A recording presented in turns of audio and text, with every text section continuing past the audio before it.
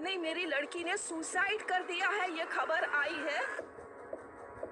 हाथ जोड़ती रही माँ बाप, हाथ जोड़ते रहे, हमें एक बार दिखाओ, हमारी बच्ची का मुंह एक बार दिखाओ।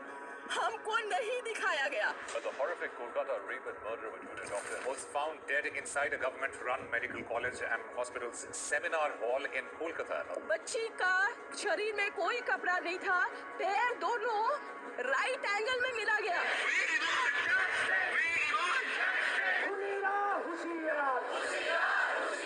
चश्मे को कूटा गया, जिसकी वजह से आंखों से खून निकल गया, गला दबाकर।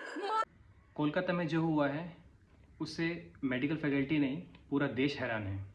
जिस तरीके की डेटा आ रहा है, जिस तरह की इन्फॉर्मेशन आ रही है और जिस तरीके से पोस्टमार्टम की रिपोर्ट आई है, और उधर की गवर्नमेंट ने इस केस में मैसअप किया है और एविडेंस को मैनिपुलेट किया है, इस चीज़ को लेकर डॉक्टर्स और स्टूडेंट्स काफ़ी नाराज़ हैं।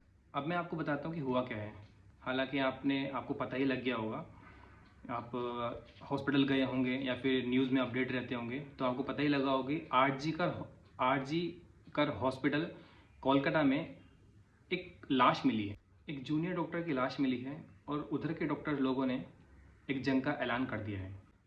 एक जूनियर लेडी डॉक्टर जो लगातार 36 घंटे की ड्यूटी करते हुए थक गई थी, और आपको मैं बता दूं, इस दौरान अगर कंटिन्यू ड्यूटी करते रहते हैं तो काफ़ी थकावट हो जाती है, और ऐसे हॉस्पिटल में स्टाफ को आराम करने के लिए कोई स्पेसिफिक एक रूम नहीं होता है।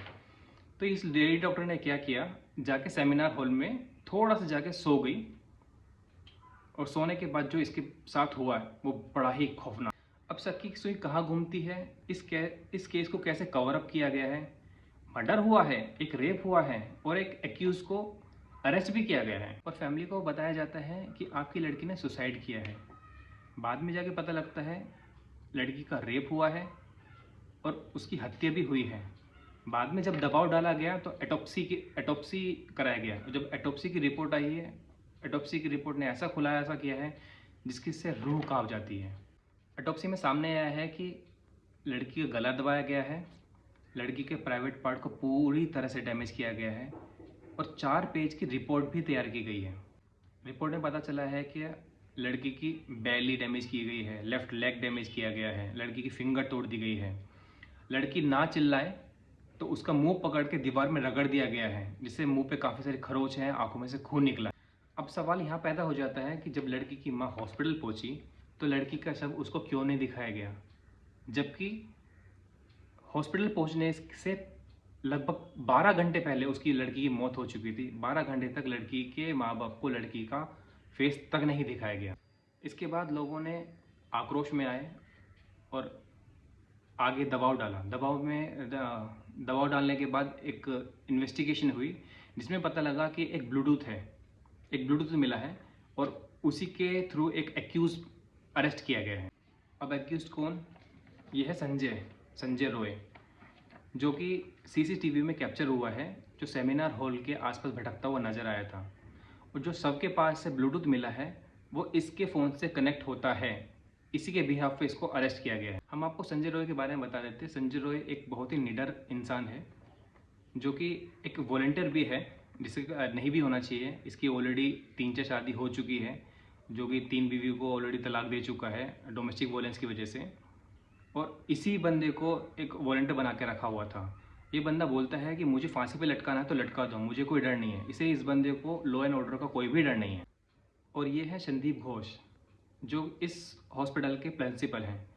इन्होंने अपनी बिल्कुल गैर जिम्मेदारी वाला बयान दिया है। अपने बयान में इन्होंने बोला है कि इस वक्त पे जूनियर डॉक्टर को उस हॉल में सोने की क्या ज़रूरत थी। इन्होंने अपने जिम्मेदारी से बिल्कुल पल्ला झाड़ लिया है।